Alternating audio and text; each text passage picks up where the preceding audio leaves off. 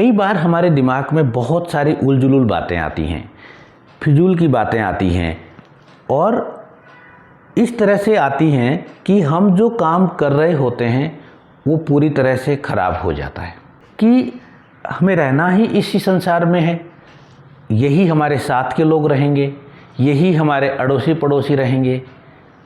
तो इस उल जुलूल की चीज़ों को जो हमारे दिमाग में एक खरपतवार की तरह भर जाती है, जैसे किसान जो खरपतवार से परेशान होता है वो भर जाती है, तो इसको साफ कैसे करें? हमें इसको साफ करना चाहिए या मुझे लगता है कि मुझे साफ करनी चाहिए ताकि ये मेरा ख़राब नहीं हो, तो ये वीडियो आपके काम का हो सकता है।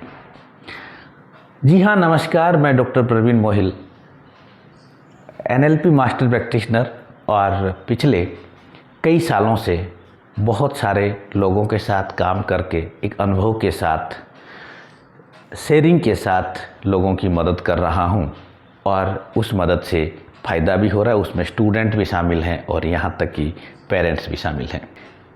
खोपड़ी में खरपतवार यानी कि हमारे दिमाग में ऐसी अनवांटेड चीज़ें किस तरह से आ जाती हैं, किस तरह से हम बैठे बैठे घबराने लगते हैं, किस तरह से बैठे बैठे हम ओवर कॉन्फिडेंट हो जाते हैं, किस तरह से बैठे बैठे हमें लगता है कि अमुक व्यक्ति मेरा दुश्मन है, किस तरह से लगता है बैठे बैठे कि ये मेरा बच्चा सक्सेस नहीं होगा, किस तरह से लगता है कि अपने आप पर कि अब मेरे सामने बहुत बड़ी प्रॉब्लम आने वाली है, कि अब मेरी सिग्निफिकेंस नहीं है, किस तरह से लगता है कि अब तो मैं बहुत बड़ा आदमी बन गया हूँ। ये तमाम जो चीज़ें हैं उसका क्या सोर्स है और आगे NLP प्रैक्टिशनर होने के नाते इलाज भी मैं शेयर करूँगा।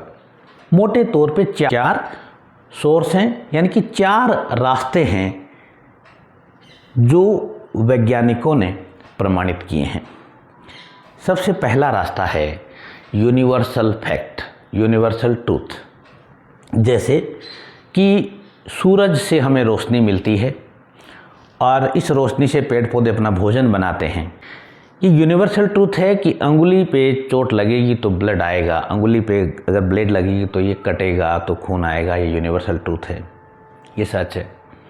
तो हम वहाँ पर ये सावधानी रखते हैं, डरते हैं कि कहीं अंगुली कट ना जाए।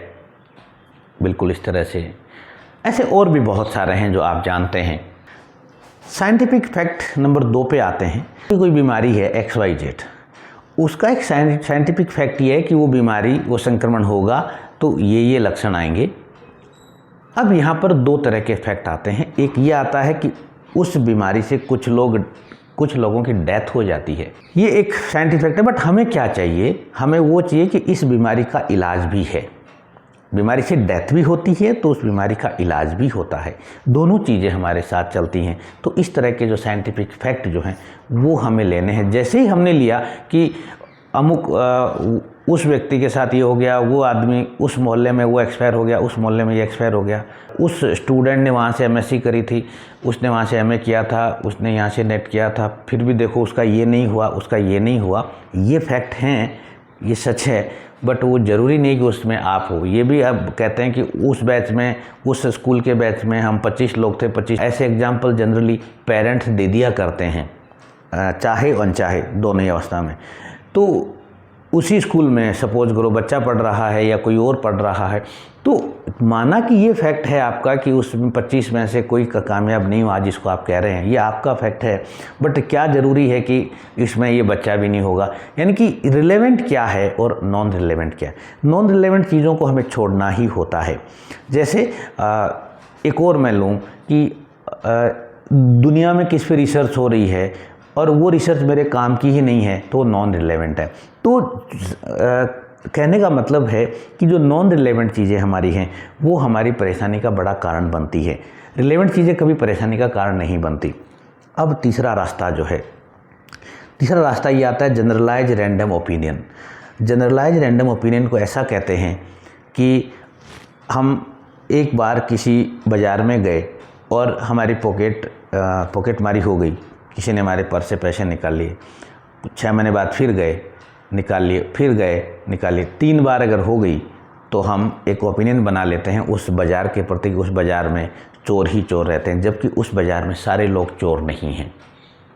ऐसे कुछ लोग हैं उसी दिन आपके समय में भी जिनकी पॉकेट नहीं कटी। दूसरा, एक और मैं एग्जाम्पल लूँ कि कॉम्पिटिटिव एग्ज़ाम, जिन कॉम्पिटिटिव एग्ज़ाम में बहुत ज़्यादा दबाव रहता है, जैसे आपका इंजीनियरिंग के एग्ज़ाम है, नीट के, उसमें एक सोसाइटल सिनेरियो बना हुआ है कि बहुत सारा बच्चों को बहुत मेहनत करनी। उस केसेज में हल्का सा भी अप डाउन आ जाए तो एक जनरलाइज ओपिनियन लोग कहते हैं कि अरे लास्ट डेट एक्सटेंड हो गई, अब तो ऑनलाइन स्टडी हो गई और अब क्या होगा। ठीक है, तो ये एक जनरलाइज रैंडम ओपिनियन है। हो सकता है 2 बच्चों को, 5 बच्चों को, 10 बच्चों को परेशानी हो रही हो, बट ज़रूरी तो नहीं कि 100% हो रही हो। अच्छा, ये भी ज़रूरी नहीं आपको हो। तो वहाँ पे हमें चेक करना पड़ेगा कि जो एक ओपिनियन के बारे में एक वीडियो और भी आपको मिलने वाला है कि ये ओपिनियन है या इन्फॉर्मेशन है।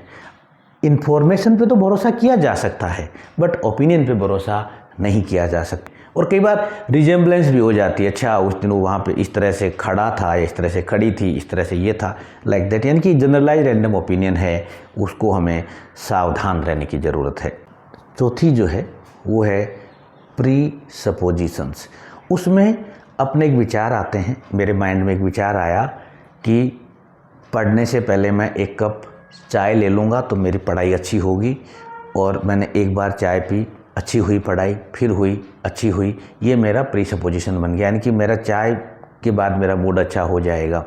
उसी प्रकार से एक कहते हैं कि उस आदमी ने कुछ अपशब्द कह दिए, या उस जगह पर जाने से मेरे साथ ऐसा होता है, या इस सीट के लोग मेरे साथ ऐसा करते हैं, या इस अमुक AYZ के लोग मेरे साथ ऐसा करते हैं, और वो हो भी जाता है।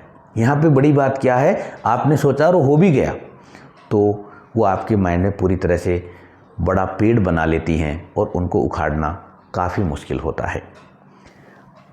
अब समझें कि मैकेनिज़्म क्या है। ये चलिए 4 रास्ते हैं, हो सकता है आपके पास कोई 5वां रास्ता भी हो, बट इसका मैकेनिज़्म क्या है, इसको समझें कैसे। ठीक है, तो समझने के लिए क्या है कि हमारे माइंड में जो भी चीज़ आती है, जो भी चीज़ हमारे आ रही, जो भी हम देख रहे हैं या सुन रहे हैं, हम जो फील कर रहे हैं, तो हमारा माइंड क्या करता है कि एक फ़िल्टर लगा के रखता है। वो जो फ़िल्टर लगा के रखता है, उस फ़िल्टर में 3 काम होते हैं। या तो उस चीज़ को वो डिलीट कर देता है, यानी कि हमें तो याद ही नहीं कि सर उस कोई आदमी मिलता है कि उस दिन ये हुआ था, अरे भाई मुझे तो याद नहीं, तो वो उसने क्या किया, माइंड ने उस चीज़ को डिलीट ही कर दिया। यानी कि वो सीड आया कोई और उस सीड को ख़त्म कर दिया। दूसरा क्या करता है, डिस्टोर्ट कर देता है, यानी कि उसका रूप बदल देता है, उसका रूप बदल देता है।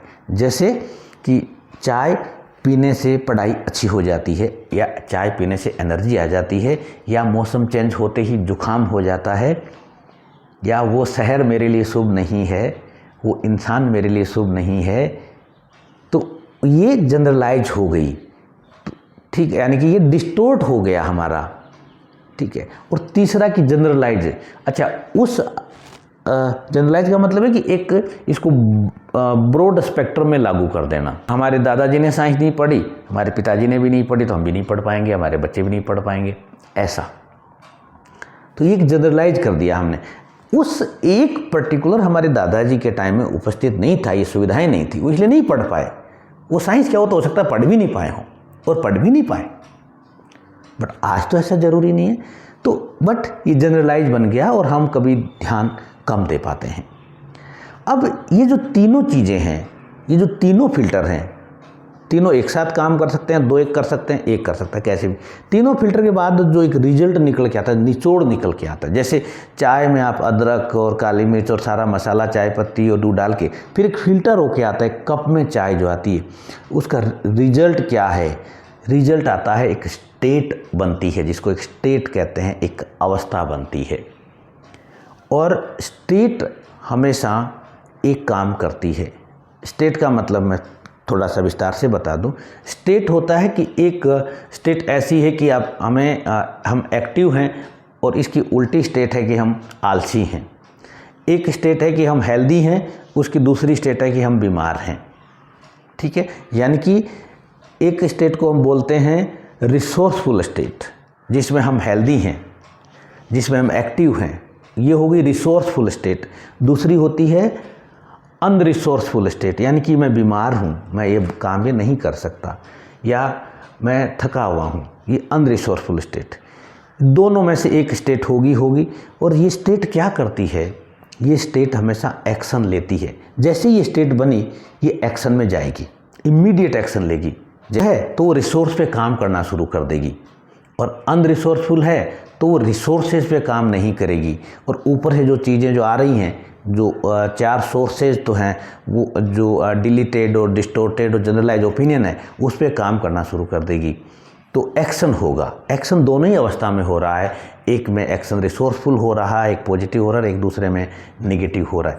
और ये जो एक्शन से हमारी लाइफ बनती है, जिसको हम कहते हैं ना कि लाइफ, ज़िंदगी क्या है। लाइफ का मतलब होता है कि मेरा माइंड प्लस बॉडी, यानी कि मेरे माइंड में क्या है और मेरे बॉडी में क्या है। ये मेरा माइंड हेल्दी होगा, यानी कि मेरा माइंड और बॉडी का जो दोनों की वेल स्टेट है, उसको हम लाइफ कहते हैं।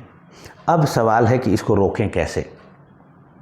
इसको ये यानी कि जो 4 रास्ते जो हैं, इधर उधर से जो खरपतवार के जो बीज आ रहे हैं, इसको रोकें कैसे। रोकने का एक सिंपल तरीका, बीइंग एनएलपी मास्टर प्रैक्टिशनर और मेरे पिछले 20 सालों के अनुभव से, हाउ टू स्टॉप में क्या करना है कि हमें क्वेश्चंस के द्वारा इसको रोका जा सकता है। क्वेश्चंस के द्वारा रोका जा सकता है। जैसे कोई भी क्वेश्चंस आ रहा है तो हमें एक सवाल पूछना है कि किसके अनुसार इस इंस्टीट्यूट के बच्चे कामयाब नहीं होते, किसके अनुसार, आपके अनुसार, बस एक सवाल, किसके अनुसार, अकॉर्डिंग टू वूम, या फिर जो भी कोई चीज़ आ रही है उस पर हमें पुटअप करना है। एक क्वेश्चन तो ये करना है किसके अनुसार, दूसरा क्वेश्चन ये करना है कि क्या ये यूनिवर्सल है। जैसे कि मौसम चेंज होते ही जुकाम होती है, क्या ये सबको होती है, सिर्फ मुझे होती है? क्या सबको होती है, मुझे होती है? इस सब्जेक्ट का ये पेपर तो मेरा ख़राब ही होता है, यानी कि पेपर ही ख़राब है, पेपर ही टफ़ है।